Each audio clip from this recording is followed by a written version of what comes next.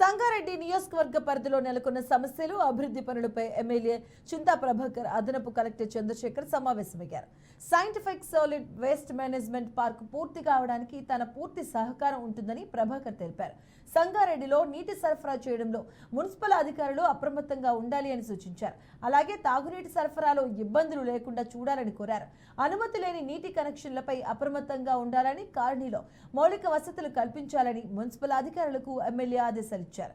ఇక సదాశివపేటలో dumping yard కోసం స్థలం కేటాయించాలని అదనపు కలెక్టర్కు విజ్ఞప్తి చేశారు.